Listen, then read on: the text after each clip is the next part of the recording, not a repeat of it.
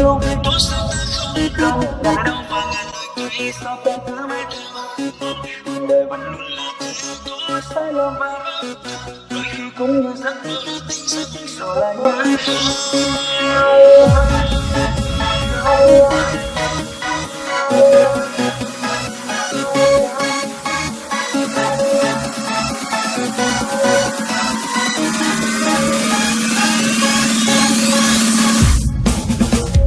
Em cho anh những phút yêu thương, anh cho em những lúc cô đơn, không quan tâm chỉ đến em và chuyện yêu đương.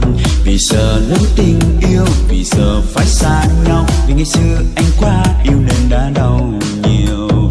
Em ra đi anh thấy cô đơn, xa em anh thấy nhớ em hơn, không em anh thấy trống trơn căn phòng cô đơn. Giờ này mới cần em, giờ này mới yêu em, một chút thôi đôi khi là rất cần. Ngàn lời yêu và ngàn lời thương lúc có sao ta không cần, ngàn lời đau và ngàn lời cay sao ta cứ mãi theo mơ mộng. Tình đời vẫn luôn là thế, có sai lầm và bất đồng, đôi khi cũng như giấc mơ tình giấc rồi lại như không. Nhận ra thì người đã xa, em đã đi xa rồi. Cần lời yêu và cần lời thương như em nói lúc xưa hơn người. Giờ thì anh biết mình sai, đã sai lầm và đã anh rơi. Ngày vẫn một lần đó.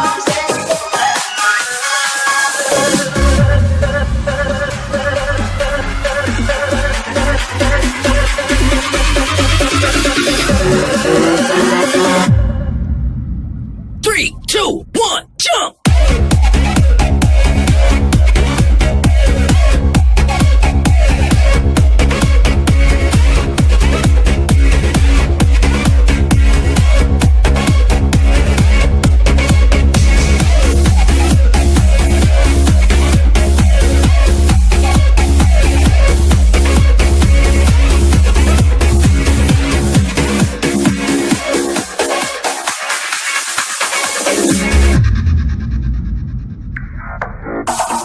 Em ra đi anh thấy cô đơn, xa em anh thấy nhớ em hơn, không em anh thấy trống trơn căn phòng cô đơn. Giờ này mới cần em, giờ này mới yêu em, một chút thôi đôi khi là rất cần.